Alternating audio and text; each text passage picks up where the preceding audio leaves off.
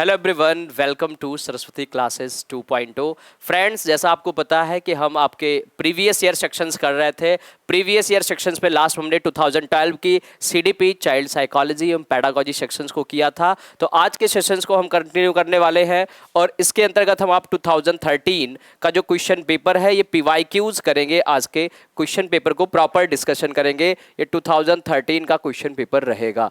Clear? तो ये आपका जो पोर्शन है वो child development and pedagogy, child psychology and pedagogy, बाल विकास एवं शिक्षा शास्त्र का पोर्शन है, जिसके सारे क्वेश्चंस को एक एक करके हम प्रॉपर एनालिसिस के साथ क्वेश्चन पेपर की प्रैक्टिस करेंगे। आपकी अंडरस्टैंडिंग डेवलप हो जाएगी, क्वेश्चन हमें कैसे करने हैं, क्वेश्चन कैसे आते हैं। बिल्कुल आपका हूबहू ये पीवाईक्यू ही लिए गए हैं आपके क्वेश्चंस को प्रैक्टिस कराने में। तो आइए चलिए हम इस क्वेश्चंस की ओर बढ़ेंगे। ज़्यादा टाइम ना वेस्ट करते हुए क्वेश्चंस को हम फटाफट क्या करेंगे, एनालिसिस करेंगे, उनके क्वेश्चंस को करेंगे प्रॉपर। क्लियर? ठीक है भाई, पानी यहाँ रख दो।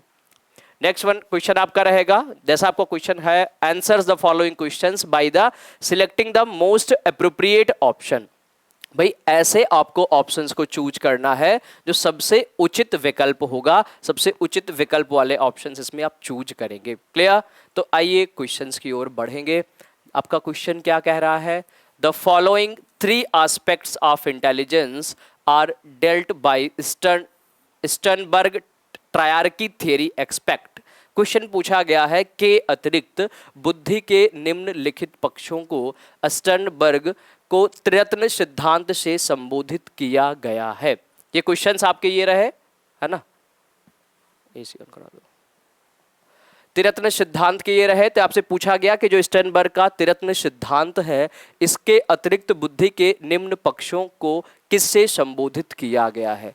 स्टर्नबर्ग ने ट्रायर्की इंटेलिजेंस थ्योरी दी, त्रिरत्न सिद्धांत दिया, जिसमें वो बात करते हैं कि जो त्रिरत्न सिद्धांत है उसमें अनुभव होगा, उसमें आपका अनुभव होगा, उसमें आपका कॉन्टेस्ट होगा, संदर्भ होगा और अवयव होंगे। ये 3 पोर्शंस इसमें आते हैं। जबकि हम बात करें सोशल, जो सामाजिक एस्पेक्ट इनकी बुद्धि से संबंधित नहीं था। स्टर्नबर्ग की जो ट्रायर्की थ्योरी है, इंटेलिजेंस की थ्योरी है, स्टर्नबर्ग का त्रिकारक जो बुद्धि सिद्धांत है, जिसमें 3 टर्म्स लिए गए, जिसमें पहले हम बात करेंगे संदर्भ कॉन्टेस्ट होगा, आपका अनुभव एक्सपीरियंस होगा और एलिमेंट होंगे, अवयव लिए जाएंगे। जबकि सोशल एस्पेक्ट इससे रिलेटेड नहीं था।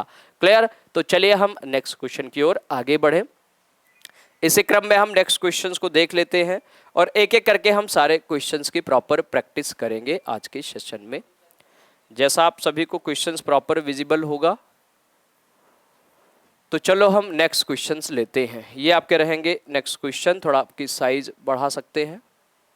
ठीक है, क्वेश्चंस आपको प्रॉपरली दिख पा रहे होंगे आसानी से। क्लियर? चलो, ये सेकंड क्वेश्चन आपका रहेगा। सेकंड क्वेश्चन आप देखो और प्रॉपर से ऑप्शंस बताइए। Harvard Gardner's theory of multiple intelligence emphasize. जो हार्वर्ड गार्डनर की एक थ्योरी है, बहुबुद्धि सिद्धांत, मल्टीपल इंटेलिजेंस थ्योरी है, ये किस पर बल देती है? क्लियर? ऑप्शंस आप देखिए। जनरल इंटेलिजेंस, सामान्य बुद्धि पर बल देती है। नेक्स्ट वन होगा common abilities required in school, जो विद्यालय में आवश्यक समान योग्यताओं को बल देगी ये। नेक्स्ट वन होगा the unique abilities of each individual, प्रत्येक व्यक्ति की विलक्षण योग्यताओं पर बल देगी। या आपका नेक्स्ट होगा कंडीशनिंग स्किल्स इन स्टूडेंट्स, शिक्षार्थियों में अनुबंधित कौशलों पर बल देगी। जैसा आपको पता होना चाहिए, हार्वर्ड गार्डनर की मल्टी डिसिप्लिनरी इंटेलिजेंस, बहुआयामी बुद्धि या बहुबुद्धि का सिद्धांत ये कहता है कि intelligence is not a element. जो बुद्धि है वो कोई एक तत्व नहीं है, वो कई प्रकार के तत्वों से मिलकर बना है। तो विद्यालय में आवश्यक समान योग्यता या प्रत्येक व्यक्ति की विलक्षण योग्यता, तो जिसमें जो राइट ऑप्शन होगा, हार्वर्ड गार्डनर कहते हैं कि अलग अलग पर्सन्स में डिफरेंट टाइप के इंटेलिजेंस पाए जाते हैं। जैसा ऐसा कोई पर्सन जो सिंगर म्यूजिशियन होगा, उसमें म्यूजिकल इंटेलिजेंस पाया जाएगा। ऐसे पर्सन जो अच्छे स्पीकर होंगे, अच्छे वक्ता होंगे, उनमें बेसिकली लिंग्विस्टिक इंटेलिजेंस, भाषिक बुद्धि पाई जाएगी, जिसमें वो पोइट होंगे, राइटर होंगे। अलग अलग इंटेलिजेंस अलग अलग तरीके से विलक्षण प्रतिभाओं को पहचान देती है। तो सही ऑप्शन क्या होगा? प्रत्येक व्यक्ति की विलक्षण योग्यता, the unique ability of each individual. प्रत्येक व्यक्ति की अपनी अलग अलग इंटेलिजेंस है। कोई आपका म्यूजिकल में है, कोई आपके लैंग्वेज लिंग्विस्टिक इंटेलिजेंस है, किसी में हम बात करें इंटर डिसिप्लिनरी इंटेलिजेंस है, उसमें इंट्रा डिसिप्लिनरी इंटेलिजेंस है, तो डिफरेंट डिफरेंट टाइप के आपके इंटेलिजेंस बताए गए। नेचुरलिस्टिक इंटेलिजेंस भी बताया गया, 8 to 9 टाइप के इंटेलिजेंस बताए गए हैं। आगे हम क्वेश्चंस और करेंगे तो प्रॉपर इसकी एनालिसिस करेंगे। चलिए इसी क्रम में हम नेक्स्ट क्वेश्चन की ओर बढ़े। ये आपका क्वेश्चन है जो अल्फाबेट दिए गए हैं, द साउंड्स इन था फा चा, ये कैसी ध्वनियां हैं? ऑप्शंस आप देखोगे और इसके ऑप्शन बताने की कोशिश करेंगे। क्वेश्चन को थोड़ा जूम कर ले तो ये जैसा आपको क्वेश्चन दिख रहा होगा, द साउंड ऑफ था फा चा की जो ध्वनि है ये क्या ऑप्शन सही होगी? ऑप्शन आपका है मॉर्फीम, रूपिम है ये, ग्रेफीम ग्रेफीम ये लेखिम है, या लेग्जीम शब्दिम है, या फोनिम्स श्वनिम है। जैसे आप जानते हैं कि भाषा की जो सबसे छोटी इकाई है वो वर्ड होती है, लेकिन यहाँ हम बात करते हैं साउंड, साउंड की जो स्मॉलेस्ट यूनिट है वो फोनिम्स है, जो स्मॉलेस्ट यूनिट कहलाएगी तो ये फोनिम कहलाएगी या श्वनिम कहा जाएगा। तो आपका 4 इज द राइट ऑप्शन होगा। था फा छा ये सभी क्या है? फोनिम्स होंगे। आपके लैंग्वेज पेडागोजी में भी ये पूछा जाता है और यहाँ पर सीडीपी में भी भाषा विकास के सिद्धांत से संबंधित क्वेश्चन ये पूछ लिए गए हैं यहाँ पर। क्लियर? नेक्स्ट क्वेश्चन की ओर बढ़ेंगे और नेक्स्ट क्वेश्चन आपको दिख रहा होगा प्रॉपरली। हम बात करें, ये क्वेश्चन जो आपका है वो जेंडर बायस से रिलेटेड है, लिंग रूढ़वादिता से संबंधित प्रश्न रहेंगे। ये जो नेक्स्ट क्वेश्चन आपका कह रहा है, आप नेक्स्ट क्वेश्चन देखोगे और in order to avoid gender stereotype in classroom, in class a teacher should, एक कक्षा में जेंडर रूढ़वादिता से बचने के लिए एक शिक्षक को क्या करना चाहिए? भैया ऑप्शंस आप देखिए, हम जेंडर डिस्क्रिमिनेशन ना करेंगे, लिंग भेदभाव ना करते हुए, जेंडर स्टीरियोटाइप को ना फॉलो करते हुए बच्चों को हम कैसे क्लासरूम में टीचिंग करें, क्या आपका सही होगा जिसमें बच्चों में बेसिकली जेंडर बायसनेस ना डेवलप हो? तो क्लियर? तो आइए ऑप्शंस देखें।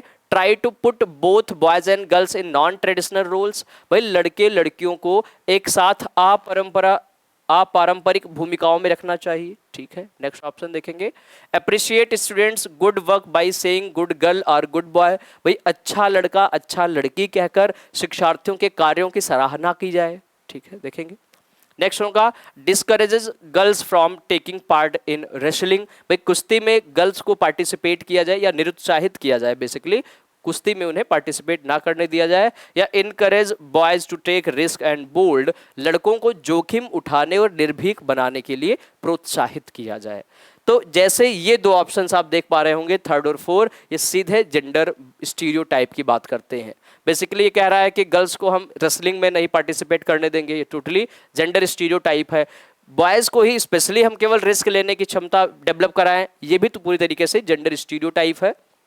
जो सेकंड ऑप्शन ये है कि बॉयज और गर्ल्स को गुड बॉय गुड गर्ल करके अप्रिशिएट करना, तो ये बात तो सही है, लेकिन राइट ऑप्शन ऐसा होगा, इसमें ऑप्शन ये ज़्यादा इफेक्टिव होंगे जिसमें हम बात करते हैं try to put both boys and girls in non traditional rules. जो हमारी परंपरा चली आ रही है जिसके अंतर्गत हमने लड़कियों की शिक्षा की बात करें, महिलाओं की शिक्षा की बात करें, वो कहीं पीछे रह गई है। मतलब जेंडर स्टीरियोटाइप जो सोसाइटी में एक चलता है, जो समाज में एक रूढ़वादी विचारधाराएं हैं, तो जो पारंपरिक रूढ़वादी विचारधाराएं हैं उनसे उनको दूर रखना है, ना कि यहाँ पर जेंडर को बीच में नहीं लाना है, जेंडर स्टीरियोटाइप का रोल नहीं होना चाहिए।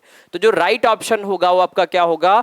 Try to put both boys and girls in non traditional roles, लड़के लड़कियों को एक साथ अपारंपरिक भूमिकाओं में रखना चाहिए। जो पुराने पारंपरिक ट्रेडिशंस हमारे चले आ रहे हैं उनमें हमें नहीं रखना है। जैसे ये ट्रेडिशन ही तो है कि जो किचन वर्क होगा वो गर्ल्स ही करेंगे, जो बाहरी वर्क होगा वो बॉयज करेंगे, तो ये जो आपके जेंडर स्टीरियोटाइप के रोल में आएगा।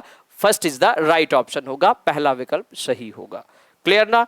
चलो हम नेक्स्ट क्वेश्चंस की ओर बढ़ेंगे। ये क्वेश्चंस आपको प्रॉपर समझ में आ रहे होंगे। जेंडर स्टीरियोटाइप से भी आपके एटलीस्ट 2 क्वेश्चंस एग्जामिनेशन में पूछे जाते हैं। नेक्स्ट क्वेश्चन चलिए देख लेंगे। नेक्स्ट क्वेश्चन आपका क्या है? इंडिविजुअल डिफरेंस से टॉपिक से लिया गया है। वैयक्तिक भिन्नता एक टॉपिक है, इससे ये क्वेश्चंस बने हैं आपके। तो आप क्वेश्चंस को देखोगे, क्वेश्चंस आप पढ़िए केयरफुली और ऑप्शंस की तरफ बढ़ेंगे। School should cater to individual differences, विद्यालय को किसके लिए व्यक्तिक विभिन्नताओं को पूरा करना चाहिए। इंडिविजुअल डिफरेंस कैसे कवर करें। Narrow the gap between individual students, भाई व्यक्तिक शिक्षार्थियों के मध्य की खाई को समाप्त करें, जो बीच में गैप है उसको हम ओवरकम करें। Even out abilities and performance of student, भाई शिक्षार्थियों के निष्पादन और योग्यता का सम्मान करने के लिए, चलो ठीक है। Understand why students are able और अनएबल टू लर्न, यह समझने के लिए कि क्यों शिक्षार्थी सीखने के योग्य या अयोग्य है। या आपका होगा make individual students feel exclusive, व्यक्तिक शिक्षार्थियों को विशिष्ट होने की अनुभूति कराने के लिए। तो विद्यार्थियों में हम बात करें, विद्यालय में एक विद्यालय क्या करेगा अगर बच्चों में इंडिविजुअल डिफरेंसेस तो पाए ही जाते हैं, तो वहां पर स्कूल का रोल क्या होगा। हम बात करें individual difference, every two childrens are distinct to each other, जो कि दो बच्चे होंगे एक दूसरे से भिन्न होंगे, तो इनमें बेसिकली क्या है, डिफरेंस है, तो गैप होगा, कुछ लर्निंग गैप हो सकती है।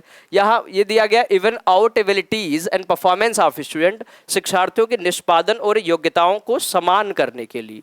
तो ये आप क्या देख सकते हैं, राइट ऑप्शन आपका क्या हो जाएगा, चलो भाई आप लोग बता सकते हो।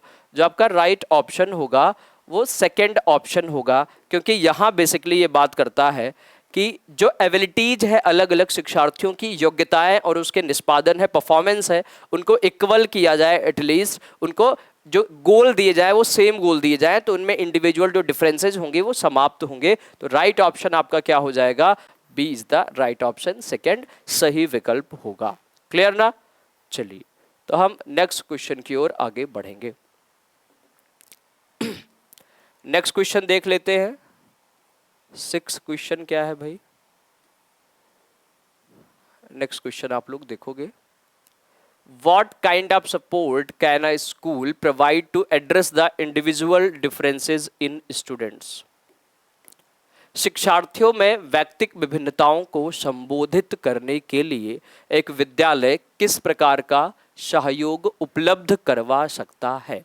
भाई स्टूडेंट्स में हम बात करें, उनको कोऑपरेटिव अचीवमेंट उपलब्ध कराना है, कोऑपरेटिव लर्निंग करानी है, सहयोग अधिगम लेना है, और उसमें बेसिकली ये क्या होंगे, इंडिविजुअल डिफरेंसेस अगर है तो विद्यालय का सहयोग कैसा होगा। ऑप्शंस देखिए, follow a child centred curriculum and provide multiple learning opportunities to students. Options ऐसा आपको दिख रहे हैं कि बाल केंद्रित पाठचर्या का पालन करना चाहिए और शिक्षार्थियों को सीखने के अनेक अवसर उपलब्ध कराएं। ऑप्शंस आपको, यही ऑप्शन आपका सही होगा, बच्चों को अपॉर्चुनिटीज देंगे, चाइल्ड सेंटर्ड एजुकेशन जो फॉलो करेगी जो ऑप्शन, वो आपका ऑप्शन पूरी तरीके से सही होगा। ए इज द राइट ऑप्शन, बिना कुछ सोचे आपका ए विकल्प सही होगा। और ऑप्शंस आप देखोगे यहाँ पर, तो शिक्षार्थियों में व्यक्तिक विभिन्नताओं को समाप्त करने के लिए हर संभव पर्याप्त प्रयास करना, ये ऑप्शन इसके पर्सपेक्टिव में नहीं होगा। Refer slow learners to special school, भाई धीमी गति से सीखने वाले शिक्षार्थियों को विशेष स्कूल में भेजना, कोई नहीं। नेक्स्ट होगा follow same level of curriculum for all student, भाई सभी शिक्षार्थियों के लिए समान स्तर की पाठ्यचर्या विकसित करने से बेहतर ये है कि हम चाइल्ड सेंटर्ड एजुकेशन सिस्टम को फॉलो करें, बाल केंद्रित शिक्षा प्रणाली फॉलो करें। इसके अंतर्गत ये होगा, और उनको अपॉर्चुनिटीज प्रोवाइड करें, अवसर उपलब्ध कराए जाएं। क्लियर ना। तो चलिए हम नेक्स्ट क्वेश्चन की ओर बढ़ेंगे इसी सीक्वेंस में। नेक्स्ट क्वेश्चन की ओर आगे बढ़ते हैं। आप लोग क्वेश्चंस को केयरफुली रीड करिए और फिर हम ऑप्शंस को करेंगे इसमें। ये आपका जो टॉपिक है ये इवोल्यूशन का है, सतत एवं व्यापक मूल्यांकन के क्वेश्चन दिए गए।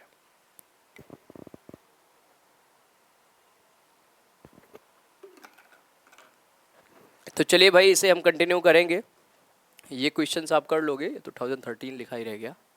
चलो आप देखोगे ये क्वेश्चन कौन सा है, कॉन्टिन्यूअस एंड कॉम्प्रिहेंसिव इवोल्यूशन का क्वेश्चन है। पूछा गया है continuous and comprehensive evolution emphasize सतत और व्यापक मूल्यांकन पर बल देता है, सतत और व्यापक मूल्यांकन पर बल देता है। ऑप्शंस आप देखिए, continuous testing on a comprehensive scale to ensure learning, सीखने को सुनिश्चित करने के लिए व्यापक स्केल पर निरंतर परीक्षण, ठीक है। How learning can be observed, recorded and improved upon, सीखने को किस प्रकार अवलोकित करें, रिकॉर्ड और सुधारा जाए। Fine tuning of test with the teaching, भाई शिक्षण के साथ परीक्षाओं का सामंजस्य किया जाए। या redundancy of the board examination, board की परीक्षाओं की अनावश्यकता पर बल दिया जाए। जो कॉन्टिन्यूअस एंड कॉम्प्रहेंसिव इवोल्यूशन है, जिसे हम CCE कहते हैं, इसका मीनिंग ये है कि बच्चों का लगातार और निरंतर, कॉन्टिन्यूअस और कॉम्प्रहेंसिव, लगातार, निरंतर और व्यापक मूल्यांकन किया जाए। तो व्यापक मूल्यांकन का पर्सपेक्टिव क्या होगा कि continuous testing on a comprehensive skill to ensure learning, सीखने को सुनिश्चित करने के लिए व्यापक स्तर पर निरंतर परीक्षण करना, कॉम्प्रहेंसिव करना और कॉन्टिन्यूअस करना, जो टेस्ट करते रहना बच्चों में कि क्या उनके लर्निंग हुई, क्या उन्होंने सीखा। तो इस तरीके से आपके ऑप्शंस होंगे, ए राइट ऑप्शन हो जाएगा। क्लियर ना? बात समझ में आ रही है भाई आप सभी को? तो चलिए हम नेक्स्ट क्वेश्चन की ओर बढ़े।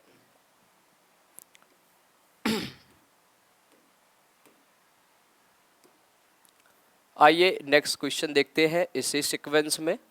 प्रॉपर आप समझ पा रहे होंगे, क्वेश्चंस की प्रॉपर एनालिसिस के साथ हम आगे बढ़ रहे हैं। चलिए हम नेक्स्ट क्वेश्चन की ओर बढ़ेंगे। नेक्स्ट क्वेश्चन आपका क्या है? स्कूल बेस्ड असेसमेंट क्या है? विद्यालय आधारित आकलन किसे कहते हैं? बस यही भाई आपके सिलेबस में भी दिया गया कि स्कूल बेस्ड असेसमेंट टॉपिक दिए गए हैं आपकी एग्जामिन सिलेबस में। तो क्वेश्चन देखिए, विद्यालय आधारित आकलन का उद्देश्य क्या है, मीनिंग क्या है? Dilutes the accountability of boards of education, भाई शिक्षा बोर्ड की जवाबदेही कम करता है। देखते हैं। नेक्स्ट होगा hinders achieving universal national standards, भाई सार्वभौमिक राष्ट्रीय मानकों के प्रति बाधा उत्पन्न करता है। Helps all student learn more through diagnose, परिचित वातावरण में अधिक सीखने में सभी शिक्षार्थियों में मदद करता है। या makes student and teachers non serious and casual, शिक्षार्थियों और शिक्षकों को अगंभीर और लापरवाह बनाता है। जो स्कूल बेस असेसमेंट है उसका मीनिंग क्या है?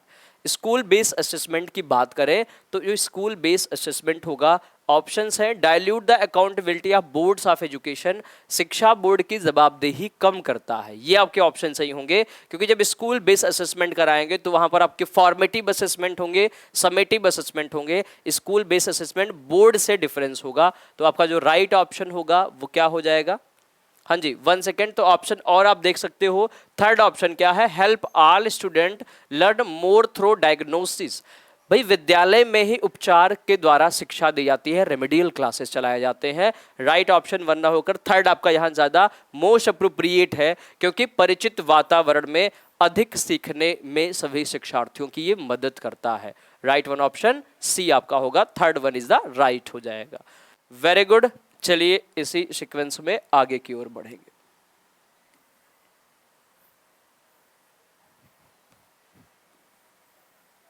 आइए नेक्स्ट क्वेश्चन की ओर बढ़े। नेक्स्ट क्वेश्चन आप देखेंगे, readiness of learning refers to, readiness of learning refers to, सीखने की तत्परता किस ओर संकेत करती है? भाई लर्निंग आपका एक टॉपिक है, लर्निंग, जिसमें हम बात करेंगे अधिगम, सीखना कैसे है, सीखना कैसे प्रभावी होगा, सीखने में जो मोटिवेशन का रोल है वो क्या होगा। तो ये क्वेश्चन पूछे गए हैं, रेडीनेस फॉर लर्निंग, सीखने की जो तत्परता है वो किसकी ओर संकेत करेगी? General ability level of student, भाई शिक्षार्थियों की सामान्य योग्यता स्तर पर, ठीक है। Present cognitive level of student in the learning continuous, सीखने की जो सातत्य में शिक्षार्थियों का वर्तमान संज्ञानात्मक स्तर। या satisfying nature of the act of learning, सीखने के कार्य की प्रकृति को संतुष्ट करना। यह आपका होगा Thorndike law of readiness, Thorndike की तत्परता का नियम। जो सीखने का सिद्धांत है वो ठीक है, आपकी थॉर्नडाइक की रेडीनेस लॉ है, लेकिन इससे रिलेटेड नहीं है। जो सीखने की जो तत्परता होगी वो इंटेलिजेंट या कॉग्निटिविज्म, जो आपकी कॉग्निटिव है, संज्ञानात्मक क्षमता है, उससे संबंधित होगी। तो आपका B is the right option, present cognitive level of student in the learning continuous. Clear? सीखने के सातत्य में शिक्षार्थियों का वर्तमान संज्ञानात्मक स्तर होगा। क्लियर? तो आइए नेक्स्ट की ओर हम आगे बढ़ेंगे। इसी क्रम में हम नेक्स्ट ले लेते हैं।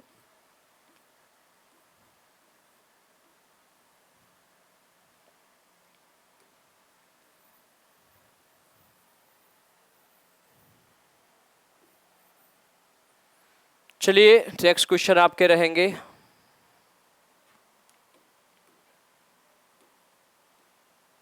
क्वेश्चंस प्रॉपर दिख पा रहे होंगे आप सभी को। देखेंगे, a teacher has some physically challenge children in her class, which of the following would be appropriate for her to shape. Question आपसे पूछा गया, एक शिक्षिका की कक्षा में कुछ शारीरिक विकलांगता वाले बच्चे हैं, एक टीचर है, एक लेडी टीचर है, जिसके क्लासरूम में कई सारे डिसेबिलिटीज के स्टूडेंट्स हैं। क्लियर। निम्न में से उसके लिए क्या कहना सबसे उचित होगा। ऑप्शंस देखिए, wheelchair bound children may take help of the peers in the going to hall. पहिया कुर्सी वाले जो व्हील चेयर वाले स्टूडेंट्स हैं वो हॉल में जाने के अपने पीयर ग्रुप्स की हेल्प लेंगे। हाँ जी। नेक्स्ट वन होगा फिजिकली, सेम वही पीरियड वही है जो भेजा है। Physically inconvenience children may do an alternative activity in the classroom. शारीरिक रूप से असुविधाग्रस्त बच्चे कक्षा में ही वैकल्पिक गतिविधि कर सकते हैं। थर्ड वन ऑप्शन है, मोहन खेल के मैदान में जाने के लिए अपनी बैसाखियों का प्रयोग क्यों नहीं करते। या पोलियोग्रस्त बच्चे अब एक गाना प्रस्तुत करेंगे। तो हम बात करें कि जो शारीरिक रूप से असुविधाग्रस्त हैं, जो फिजिकल डिसेबिलिटीज इन्हें है, वो भी कोई वैकल्पिक गतिविधि कर सकते हैं। ऐसे ऑप्शंस को आप प्रेफरेंस देंगे तो ये सबसे मोस्ट अप्रोप्रिएट ऑप्शन है, सबसे ज्यादा सही विकल्प होगा। तो आपका टू जो सेकंड वाला ऑप्शन इज द राइट होगा। सेकंड ऑप्शन सही हो जाएंगे आपके।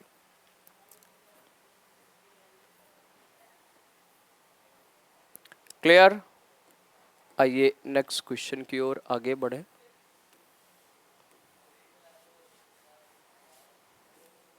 नेक्स्ट क्वेश्चन आपका ये रहेगा, learning disability may occur due to all of the following except. Learning disability अधिगम जो अक्षमता है किसके अतिरिक्त उत्पन्न हो सकती है। ऑप्शंस देखिए, cerebral disinfection, emotional disturbance, behavioural disturbance या कल्चरल फैक्टर। जो लर्निंग डिसेबिलिटी होगी वो डिफरेंट टाइप की होती है। ऐसे चिल्ड्रंस जिनको बोलने में प्रॉब्लम हो, रीडिंग डिसेबिलिटी कहेंगे। राइटिंग डिसेबिलिटी होगी, कैलकुलेशन से रिलेटेड होता है।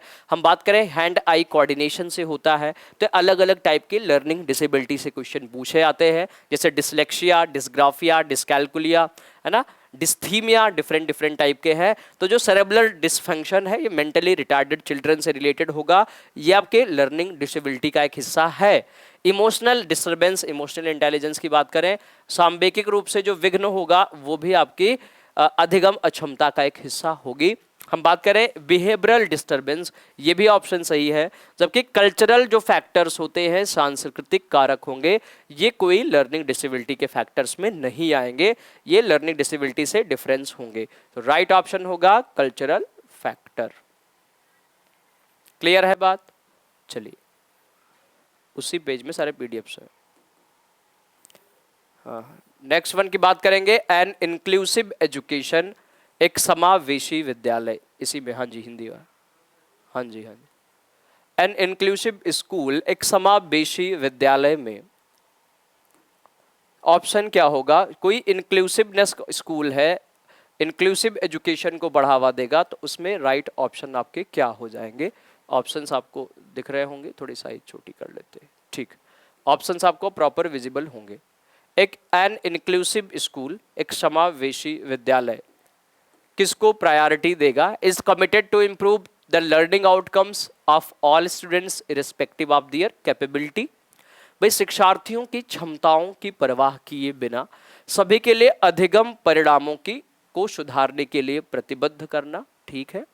Difference between students and set less challenging achievement targets for specially abled children, शिक्षार्थियों के मध्य अंतर करता है और विशेष रूप से सक्षम बच्चों के लिए कम चुनौतीपूर्ण उपलब्ध किया जाए। नेक्स्ट वन देखेंगे, committed particularly to improve the learning outcomes of the specially abled student, विशेष रूप से योग्य शिक्षार्थियों के अधिगम परिणामों को सुधारने के लिए विशिष्ट रूप से प्रतिबद्ध है। या नेक्स्ट वन होगा, decide learning needs of students according to their disability, शिक्षार्थियों की निर्योग्यताओं के अनुसार उनकी सीखने की आवश्यकता को निर्धारित करने निर्धारित करता है। मोस्ट अप्रोप्रिएट ऑप्शंस अगर आप देखें तो जो इंक्लूसिव स्कूल होगा, समावेशी स्कूल होगा, वो क्या करेगा, ऐसे चिल्ड्रंस जिसमें डिफरेंट डिफरेंट टाइप की लर्निंग डिसेबिलिटी है, अधिगम अक्षमताएं हैं, उनको उनकी आवश्यकता के अनुसार निर्धारित करेगा। शिक्षार्थियों की नियोग्यता के अनुसार उनकी सीखने की आवश्यकताओं को निर्धारित करता है। ये आपके राइट ऑप्शन होंगे, 4 इज द राइट ऑप्शन हो जाएगा। जो डिफरेंट टाइप के आपकी बात करें, लर्निंग डिसेबिलिटी है, कोई लोकोमोटर डिसऑर्डर है, कोई डेफ्थ है, डीफ है, डम है, कोई आपकी डिसकैलकुलिया है, डिसग्राफिया है, है ना, आपकी बात करें डिसलेक्सिक चिल्ड्रन है, तो ऐसे चिल्ड्रन के अलग अलग प्रकार के अपने अपने चैलेंजेस हैं। तो इन सभी चैलेंजेस को ओवरकम करने के लिए ऐसे स्कूल जो प्रतिबद्ध हैं, ऐसे स्कूल्स इंक्लूसिवनेस पर बेस्ड होंगे, समावेशी शिक्षा कहा जाएगा उसके अंतर्गत। क्लियर ना? तो आइए हम नेक्स्ट क्वेश्चन की ओर आगे बढ़ें। नेक्स्ट क्वेश्चन आपका है गिफ्टेड स्टूडेंट, प्रतिभाशाली शिक्षार्थी क्या करते हैं, या क्या इनके ऑप्शन सही होंगे। जैसा आपको क्वेश्चंस प्रॉपर दिख पा रहा होगा, हाँ जी, क्वेश्चंस आपको दिख रहे होंगे। गिफ्टेड स्टूडेंट, प्रतिभाशाली शिक्षार्थी, need support not ordinarily provided by the school, ऐसे सहयोग की आवश्यकता होती है जो सामान्यतः विद्यालयों द्वारा उपलब्ध नहीं कराए जाते। ठीक है। Can manage there students manage their studies without a teacher, भैया शिक्षक के बिना ही अपने अध्ययन को, अपने स्टडी को कंप्लीट करते हैं। Can be good models for other student, अन्य शिक्षार्थियों के लिए अच्छे मॉडल होते हैं। कांट बी लर्निंग डिसेबल, वो अधिगम निर्योग्य नहीं हो सकते हैं। जो गिफ्टेड स्टूडेंट है उनके लिए राइट ऑप्शन क्या होगा। हम बात करें need support not ordinarily provided by the school, ऐसे सहयोग की आवश्यकता होती है जो सामान्यतः विद्यालयों द्वारा उपलब्ध नहीं कराए जाते। जो गिफ्टेड चाइल्ड है, जिनके IQ 140 प्लस है, वो प्रतिभाशाली बालक होंगे। कई साइकाइट्रिक के माध्यम से 120 प्लस वालों को भी कहा गया। ऐसे स्टूडेंट्स के लिए बेसिकली क्या होगा भाई, शिक्षक के माध्यम से बिना वो सीख सकते हैं, तो ये ऑप्शन नहीं होंगे। शिक्षार्थियों के लिए अच्छे मॉडल बन सकते हैं या अधिगम निर्योग्य नहीं होते, ये ऑप्शंस ना बेहतर होकर के राइट ऑप्शन ये होगा कि जो गिफ्टेड चाइल्ड के लिए स्कूल्स प्रॉपर व्यवस्था प्रोवाइड नहीं कर पाता है, ऐसे सहयोग की आवश्यकता होती है जो सामान्यतः स्कूल्स उन्हें प्रोवाइड नहीं कर पाते हैं। तो ए इज द आपका राइट ऑप्शन हो जाएगा। ए ऑप्शन बिल्कुल सही होगा। क्लियर ना? चलो हम आगे की ओर बढ़ेंगे। क्वेश्चंस आप लोगों को प्रॉपर्ली समझ आ रहा होगा। चलिए नेक्स्ट क्वेश्चंस देख लेते हैं। गिफ्टेड इज ड्यू टू, जो प्रतिभाशाली होते हैं वो किसके कारण होते हैं। प्रतिभाशाली होने का रीजन क्या है? जेनेटिक मेकअप, आनुवांशिक वातावरण, एनवायरमेंटल मोटिवेशन, वातावरणीय जो अभिप्रेरणा है, फर्स्ट एंड सेकंड, और आपका साइको सोशल फैक्टर। तो भाई गिफ्टेडनेस होने के लिए जेनेटिक्स इंपॉर्टेंट है, जो आपकी हेरिडिटी है, जेनेटिक है, पेरेंटल कैरेक्टर्स हैं, जनरेशन टू जनरेशन क्या करेंगे, मूव करेंगे, आगे बढ़ेंगे, और एनवायरमेंटल मोटिवेशन भी रिक्वायर्ड है किसी बच्चे के गिफ्टेड होने में। तो ये दोनों ऑप्शन सही होंगे। थर्ड वाला option is the right option होगा। जबकि साइको सोशल फैक्टर की बात करें, जो मनोसामाजिक कारक होंगे, वो गिफ्टेड चाइल्ड्स के कोई रिलेशन नहीं रखते हैं। Third is the right option हो जाएगा। बात आ रही है समझ में? क्वेश्चंस आ रहे हैं समझ में? तो चलिए हम नेक्स्ट क्वेश्चन की ओर आगे बढ़ेंगे। क्वेश्चंस आप प्रॉपर देखिए और इसकी एनालिसिस करेंगे हम। ये क्वेश्चन क्या है, ऑप्शंस कैसे करेंगे इसके। क्वेश्चंस आप देखिए। Which of the following is appropriate for environment conductive to thinking and learning in children. Question आपका ये है कि बच्चों में सीखने और सुनने के लिए अधिगम योग्य वातावरण के लिए निम्न में से कौन सा उपयुक्त होगा, कौन सा ऑप्शन सही है। तो क्वेश्चन हम देखें। Passive listening for long periods of time, भाई एक लंबे समय के लिए निष्क्रिय रूप से सुनना पूछा गया है। सुनने और सीखने के लिए जो अधिगम वातावरण है वो कौन सा उपयुक्त होगा। ऑप्शन नेक्स्ट है होम असाइनमेंट्स गिवन फ्रिक्वेंटली, भाई निरंतर उन्हें हम गृह कार्य देते रहे, ये ऑप्शन होगा क्या। Individual task done by the learners, भाई सीखने वालों के द्वारा व्यक्तिगत कार्य करना। या आपका नेक्स्ट होगा allowing students to take some decisions about what to learn and how to learn, भाई बच्चों को हम ऐसे डिसीजंस लेने के मौके दें कि उन्हें क्या सीखना है, उन्हें कैसे सीखना है, इन सब के जो मौके हम प्रोवाइड करेंगे तो आपका क्या कहलाएगा, उस सीखने सुनने के लिए अधिगम योग्यता के वातावरण को सुनिश्चित करेगा। तो right one option is the D is the right option, allowing students to take some decisions about what to learn and how to learn। शिक्षार्थियों को कुछ यह छूट देना चाहिए कि उन्हें क्या सीखना है और कैसे सीखना है। क्लियर ना? तो आइए हम नेक्स्ट क्वेश्चन की ओर आगे बढ़ेंगे। बात समझ में आ रही है तो आप लोग बिल्कुल बताते रहेंगे और हम आगे बढ़ते रहेंगे। चलिए नेक्स्ट क्वेश्चन आपकी लर्निंग डिसेबिलिटी से क्वेश्चन लिया गया है, अधिगम निर्योग्यता से ये प्रश्न लिए गए। ये क्वेश्चन आपका क्या है, learning disability in motor skills is called.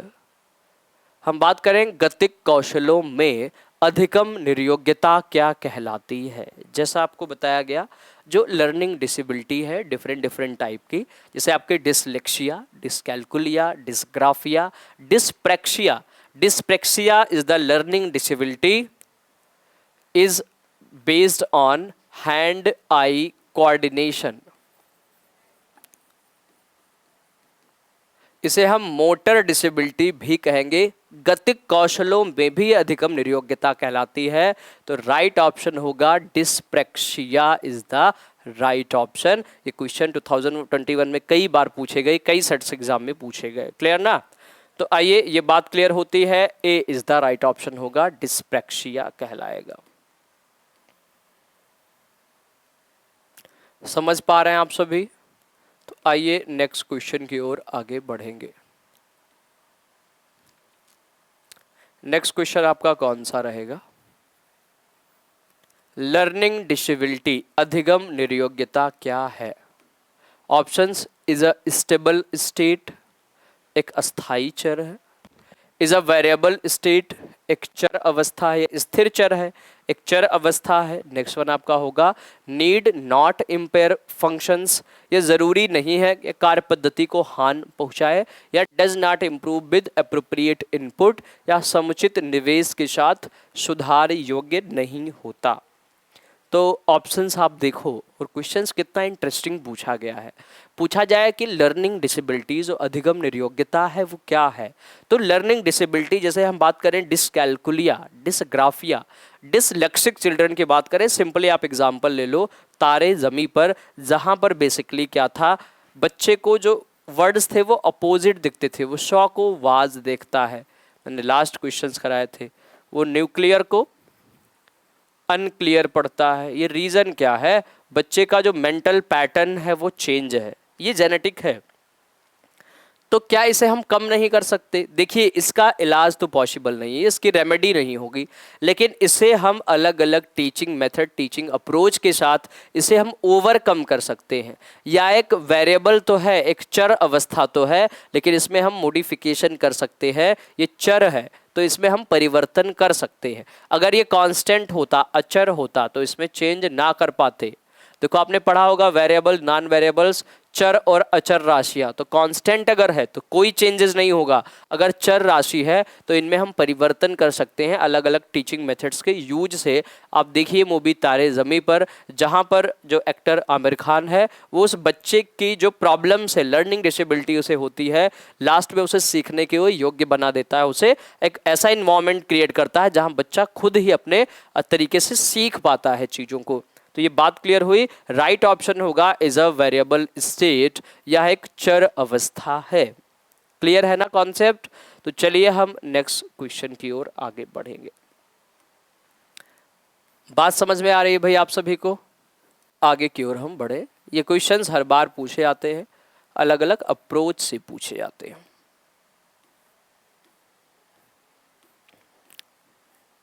Next question है आपका प्रॉब्लम सॉल्विंग मेथड से क्वेश्चन रिलेटेड है कि समस्या समाधान की विधि क्या है, और इससे संबंधित ये प्रश्न पूछा गया, the following are the steps in the process of problem solving except, जो समस्या समाधान की विधि की प्रक्रिया के चरण नहीं है, या इसमें से कौन है के अतिरिक्त पूछा गया, के अलावा निम्न में से समस्या समाधान की प्रक्रिया के चरण है। हम बात करें प्रॉब्लम सॉल्विंग मेथड, एक आपकी टीचिंग मेथड्स में बेसिकली आती है, जिसमें हम पहले क्या करते हैं, समस्या की खोज करते हैं, पहले समस्या को पहचानते हैं।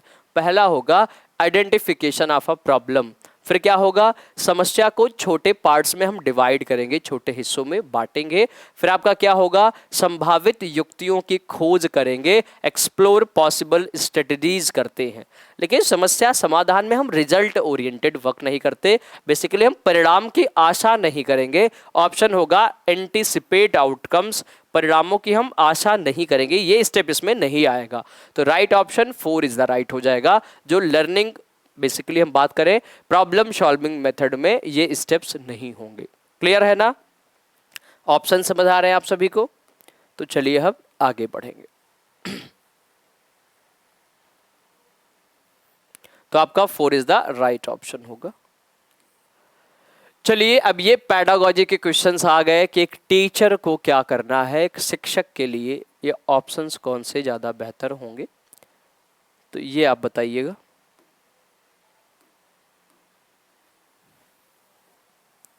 आप लोग बताओ भाई, एक शिक्षक treat errors committed by students and blunders and take serious notes of each other.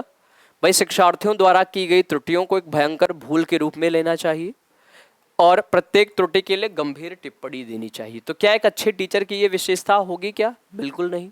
चलिए, measure success as the number of times student avoid making mistakes. भाई शिक्षार्थी कितनी बार गलती करने से बचता है, इसे सफलता के रूप में लेना चाहिए। ठीक है, देख लेते हैं। Not correct students while they trying to communicate ideas.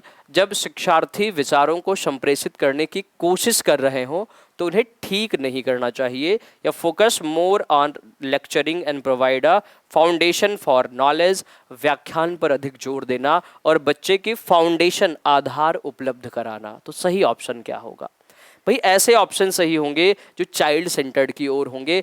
Basically बात करी जाए, बच्चों के जो विचारों को सम्मान दें, जो थॉट्स को उनको रिस्पेक्ट दें, ऐसे ऑप्शन ज़्यादा सही होंगे। तो right one option is third होगा, not correct students while they are trying to communication ideas. जब बच्चे अपने विचारों को संप्रेषित कर रहे हों, अपने विचार को बता रहे हों, तो उसमें हमें इंटरप्ट नहीं करना है, उनमें कोई बाधा नहीं डालनी। जब शिक्षार्थी विचारों को संप्रेषित करने की कोशिश कर रहे हैं तो उन्हें हमें ठीक नहीं करना है, बाद में हम उसे करेक्ट भी कर सकते हैं। क्लियर? तो अच्छे टीचर होने की ये रिक्वायर्ड है, ये आवश्यकता होगी। तो ये बात क्लियर हो पा रही है? ऑप्शन समझ आ गया क्या? क्वेश्चंस काफ़ी इफेक्टिव है, काफ़ी बेहतर क्वेश्चन इस सेट में है। 2013 का ये पेपर रहेगा, तो ऐसे ही क्वेश्चंस आपके एग्जामिनेशन में पूछे जाएंगे। पेपर पूरा ऑफलाइन का है, आपकी बार जो एग्जाम होंगे वो ऑफलाइन होने वाले हैं, तो इस बात को आप बिल्कुल याद रखेंगे। तो आइए हम इसी क्रम में नेक्स्ट क्वेश्चन की ओर बढ़े। अब नेक्स्ट क्वेश्चन थोड़ा आपका लेंदी रहेगा, क्वेश्चन बड़ा सा है थोड़ा। ठीक है, इसे पहले इरेज करते हैं।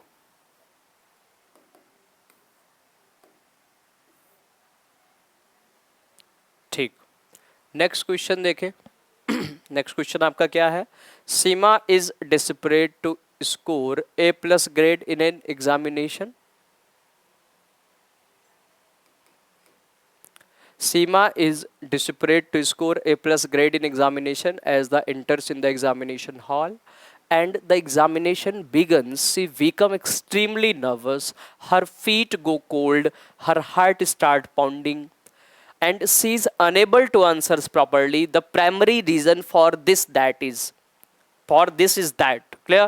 तो इसका प्राइमरी रीजन क्या है? सीमा परीक्षा में A+ ग्रेड प्राप्त करने के लिए अति इच्छुक है, बड़ी एक्साइटेड है वो।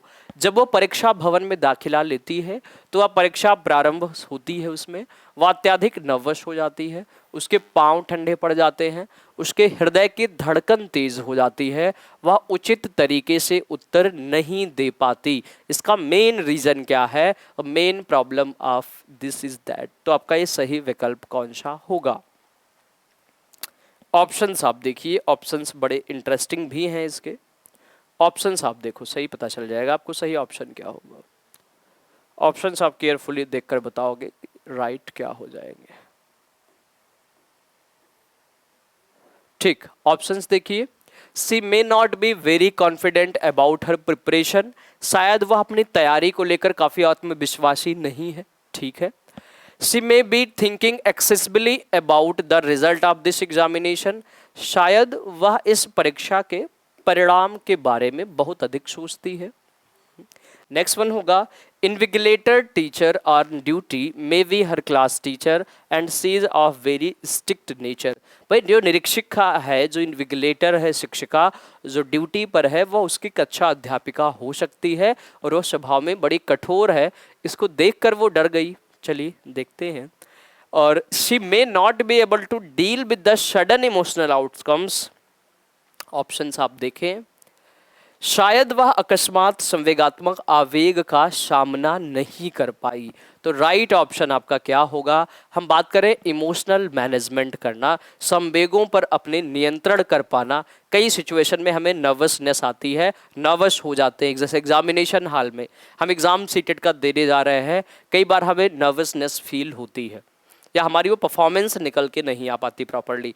तो शायद वह अकस्मात संवेगात्मक आवेग का सामना नहीं कर पाई। She may not be able to deal with her emotional intelligence या इमोशनल आउटकम्स। क्लियर? तो राइट वन ऑप्शन आपका क्या होगा? D is the right option हो जाएगा। क्लियर ना? आइए नेक्स्ट क्वेश्चन की ओर बढ़ेंगे।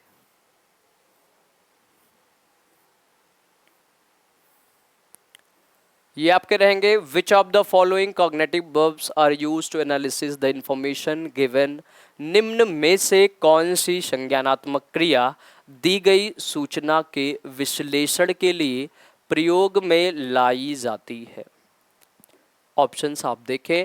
भाई दी गई कौन सी संज्ञानात्मक क्रिया है जो इसके विशेषण के लिए प्रयोग में लाई जाती है? आइडेंटिफाई पहचान करना, डिफरेंशिएट करना अंतर करना, क्लासिफाई वर्गीकृत करना और डिस्क्राइब वर्णन करना। क्वेश्चन आपका क्या है? केयरफुली पढ़ेंगे कि कौन सी संज्ञानात्मक जो क्रिया है दी गई सूचना के विश्लेषण के लिए, सूचना का हमें विश्लेषण करना है, एनालिसिस करना है, तो कौन सी प्रक्रिया प्रयोग में लाई जाती है? सही ऑप्शन क्या होगा? भाई विश्लेषण करने में हमें पहचान की आवश्यकता होती है क्या? आइडेंटिफिकेशन होगा क्या? विश्लेषण करना है तो कॉन्टेस्ट आपके सामने है, आपको पहचान की आवश्यकता नहीं होगी। डिफरेंशिएट नहीं करेंगे, एनालिसिस करेंगे तो एनालिसिस करेंगे। डिस्क्राइब करेंगे, डिस्क्राइब करना भी इससे रिलेटेड नहीं होगा। प्रयोग में लाई जाती है जो सही ऑप्शन है क्लासिफाई करना, वर्गीकृत करना, अलग अलग भागों में विभाजित करना, वर्गीकृत करना सही ऑप्शन होगा। इसमें कई बच्चों ने के ऑप्शंस गलत हुए थे क्योंकि बड़े कंफ्यूज थे शब्दों को लेकर लोग, तो शब्द यहाँ पे आपको कंफ्यूज नहीं होने। क्लियर? आइए नेक्स्ट क्वेश्चन की ओर आगे बढ़े। क्वेश्चंस आपको प्रॉपर विजिबल होगा और जैसा ये क्वेश्चंस आप करिए। क्वेश्चंस दिख रहे हैं आप सभी को? लीजिए क्वेश्चन करिए। Rajesh is a voracious reader. Apart from studying his course books, he often goes to library and read books on diverse topics. Rajesh does his project even in the lunch break. He does not need prompting by his teacher or parents to study. For test and seems to truly enjoy learning. He can be described as an. Clear? Questions आप देखो, question क्या कह रहे हैं। भाई राजेश अति लोलुप पाठक है, वो पढ़ने की आड़ा इच्छुक है। वह अपने कोर्स की पुस्तकें पढ़ने के अतिरिक्त पुस्तकालय जाता है और विभिन्न प्रकरणों पर पुस्तक पढ़ता है। इतना ही नहीं, राजेश भोजन अवकाश परियोजना कार्य करता है और उसमें भी वो क्या करेगा? बुक्स की स्टडी करेगा। उसे परीक्षाओं के पढ़ने के लिए शिक्षकों और अभिभावकों द्वारा कभी भी कहने की ज़रूरत नहीं होती है। वास्तव में सीखने को आनंद लेता है, एंजॉय करके वो लर्निंग करेगा, सीखेगा। तो उसे किसके रूप में सर्वाधिक बेहतर रूप से वर्णित किया जा सकता है? राइट ऑप्शन आपका क्या होगा? ऑप्शंस भाई आप लोग देखोगे, ऑप्शंस देख के बताओगे। फैक्ट सेंटर्ड लर्नर, भाई वो तथ्य आधारित शिक्षार्थी है, केवल फैक्ट्स पढ़ता है क्या? टीचर मोटिवेटेड लर्नर, शिक्षक अभिप्रेरित अभ्यर्थी है। वही शिक्षक के अभिप्रेरणा देने से सारे अभ्यर्थी तो नहीं पढ़ते। क्लियर। असेसमेंट सेंटर्ड लर्नर, वो आकलन आधारित है, वो हमेशा असेस करेगा क्या। या इंट्रिंसिकली मोटिवेटेड लर्नर, वो आंतरिक रूप से अभिप्रेरित शिक्षार्थी है। तो राइट ऑप्शन क्या होगा भाई, ऐसे बच्चे जो सिलेबस पढ़ेंगे, लाइब्रेरी जाएंगे, अलग अलग बुक्स पढ़ेंगे, अलग अलग रेफरेंस कॉन्टेस्ट में, ऐसे बच्चे सेल्फ मोटिवेटेड होंगे या बेसिकली कहे इंट्रिंसिक मोटिवेटेड लर्नर्स होंगे, आपके आंतरिक रूप से अभिप्रेरित शिक्षार्थी हैं। समझ आई बात। तो ये वाले ऑप्शंस आपके सही होंगे। क्लियर ना। तो चलिए ये विकल्प बिल्कुल सही रहेगा। Very good. आइए हम नेक्स्ट क्वेश्चन की ओर बढ़ें। ये क्वेश्चंस हम देख लेते हैं इसी क्रम में। 23rd क्वेश्चन है भाई। क्वेश्चंस आप देखिए, केयरफुली पढ़िए और इनके हम ऑप्शंस की ओर बढ़ेंगे। चलिए पानी पी लेते हैं थोड़ा।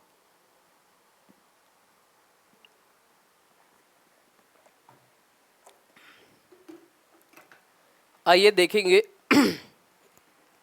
Children in pre primary, children in pre-primary get satisfaction from being allowed to discover. They become distressed when they are discouraged. They do so due to their motivation. Do questions आपका क्या कह रहा है, bilingual Hindi में भी आपको दिखा देते हैं।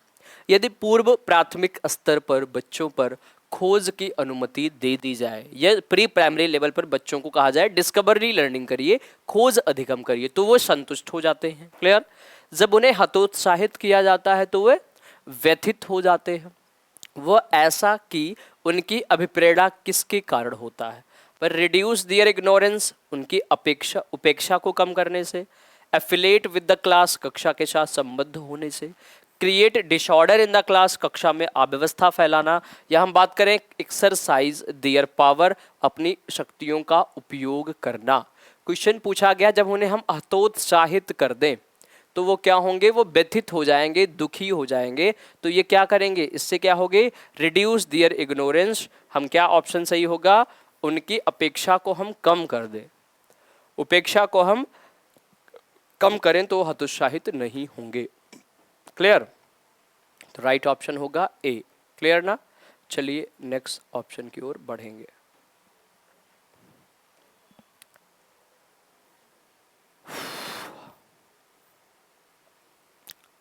नेक्स्ट क्वेश्चन देखिए।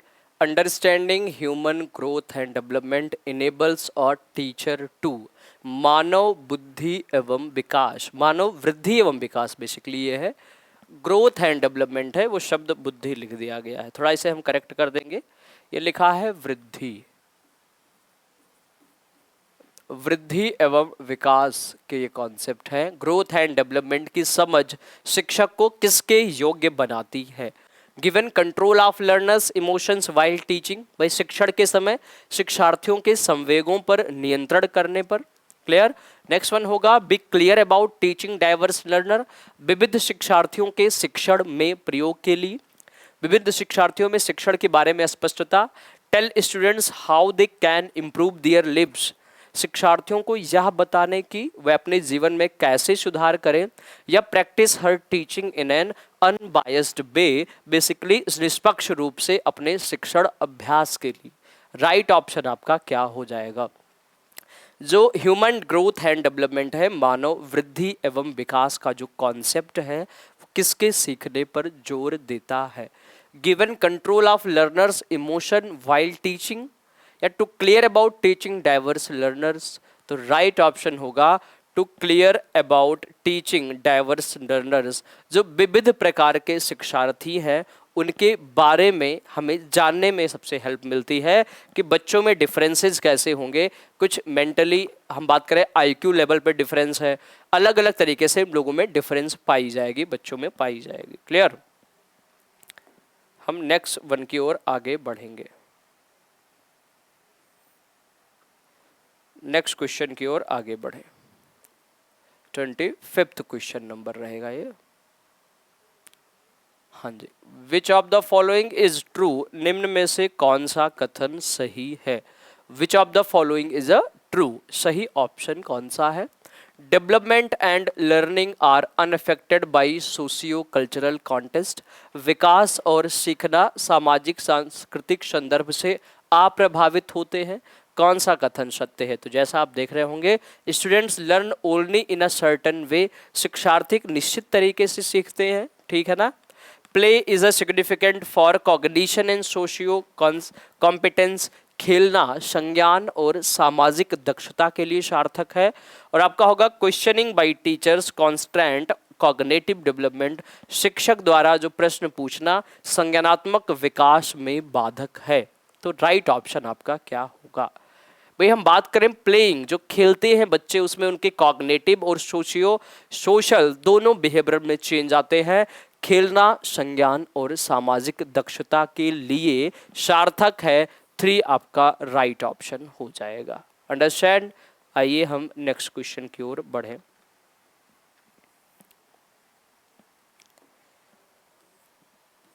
ट्वेंटी 26 की बात करेंगे।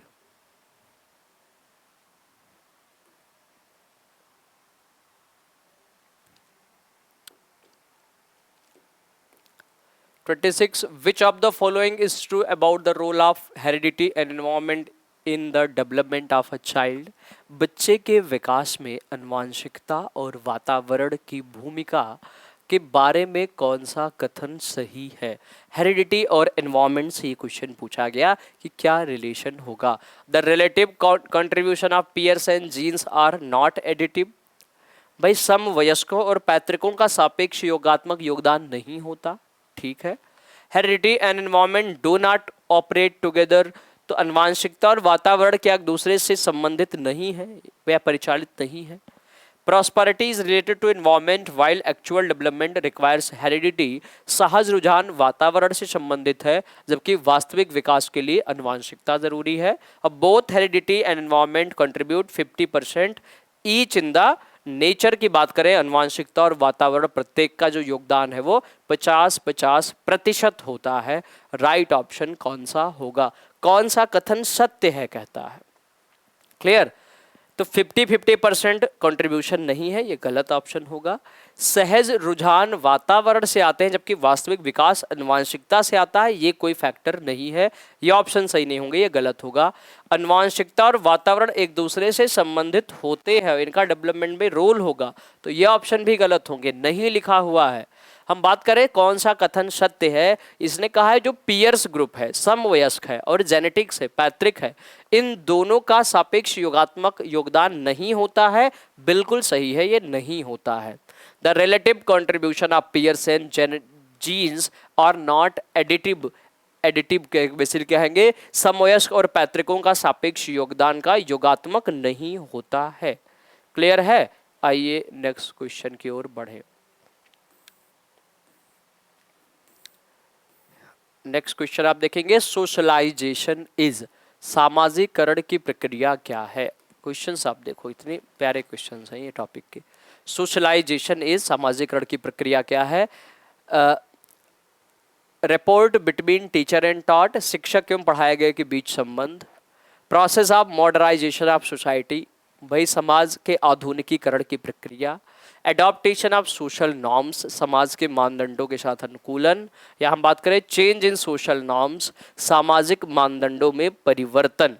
हम बात करें सोसाइटी के नॉर्म्स के अकॉर्डिंग अपने आप को अडॉप्ट कर लेना ही सोशलाइजेशन कहलाता है। तो राइट ऑप्शन होगा एडॉप्टेशन ऑफ सोशल नॉर्म्स, समाज के मानदंडों के साथ अनुकूलन करना ही समाजीकरण होगा। राइट ऑप्शन थर्ड वन हो जाएगा। आइए नेक्स्ट क्वेश्चन देखें। अब ये क्वेश्चन जैसा आप देख सकते हो एक पीटी, अब देखिए क्वेश्चंस को पढ़ने की रिक्वायर्ड नहीं है प्रॉपर, आप स्टोरी टेलिंग के माध्यम से पढ़िए। एक पीटी शिक्षक है जो क्रिकेट के खेल के मैदान में अपने शिक्षार्थियों के लिए क्षेत्र भ्रमण को सुधारना चाहता है। वो कौन सी युक्ति को प्रयोग करेगा कि अपने लक्ष्य के लिए वो सर्वाधिक सहायता कर पाए? क्लियर? तो ऑप्शंस देखिए, शिक्षकों को यह बताना कि क्षेत्र भ्रमण सीखना उनके लिए महत्वपूर्ण है। ऑप्शन देखो, बेहतर क्षेत्र भ्रमण और सफलता के दर के पीछे के तर्क को स्पष्ट करना, क्षेत्र रक्षण को प्रदर्शित करना और शिक्षार्थी का अवलोकन करना, या शिक्षार्थियों को क्षेत्र रक्षण का अधिक अभ्यास करवाना। ये रीजन क्या है? हम बात करें फील्ड ट्रिप की बात करती है ये क्रिकेट के लिए, जो फील्डिंग का वर्क होगा वो कैसे इंपॉर्टेंट होगा। तो क्षेत्र रक्षण को प्रदर्शित करना और शिक्षार्थियों का अवलोकन करना, ये ऑप्शन नहीं है। बेहतर क्षेत्र रक्षण और सफलता की दर के पीछे के तर्क को स्पष्ट करना, explain the logic behind good fielding and rate of success, ये आपका होगा। क्लियर? तो राइट ऑप्शन 2 हो जाएगा।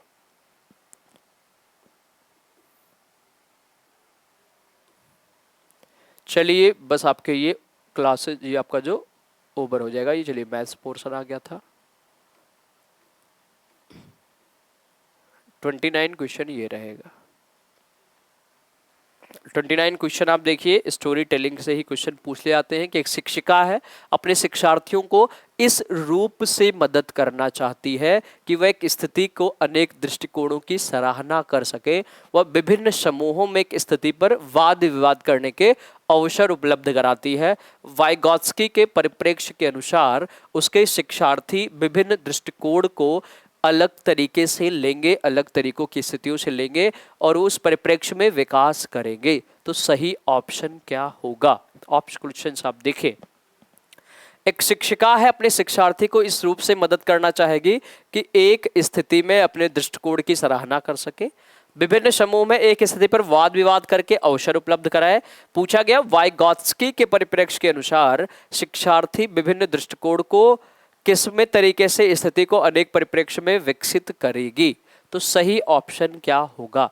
सही ऑप्शन आपका हो जाएगा आत्मसात करना, इंटरनलाइज करना। ऑप्शन बताइए भाई। आत्मसात है, कॉन्स्ट्रक्ट है, निर्माण है, ऑपरेशनलाइज है और रशनलाइज है, तर्क संगत है। तो सही ऑप्शन क्या होगा? ये होगा इंटरनलाइज करना, आत्मसात करना। राइट ऑप्शन हो जाएगा। शिक्षार्थी विभिन्न दृष्टिकोणों को आत्मसात करेंगे और अपने तरीके से उस स्थिति को अलग परिप्रेक्ष्य में विकसित कर सकेंगे।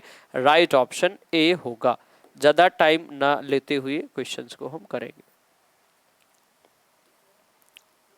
ये क्वेश्चन रहेंगे आपके लास्ट रहेंगे। क्वेश्चन आप देखो और ऑप्शंस बताने की कोशिश करो। Sita has learn to eat rice and dal with her hand. When she is given dal and rice, she mixed rice and dal and start eating. She has eating rice and dal into her schemas for doing things. Sita ने अपने हाथ से दाल और चावल खाना सीख लिया है। जब उसे दाल और चावल दिए जाते हैं तो वह दाल चावल मिलाकर खाने लगती है।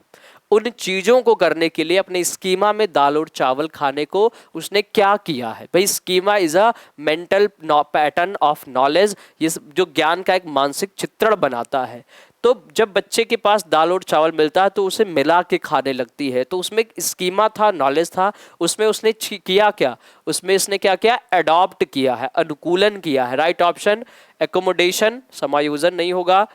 एसिमिलेट, आत्मसात किया है या अनुकूलन लिया गया है, या अप्रोप्रिएशन या इनिशिएट, अंगीकार।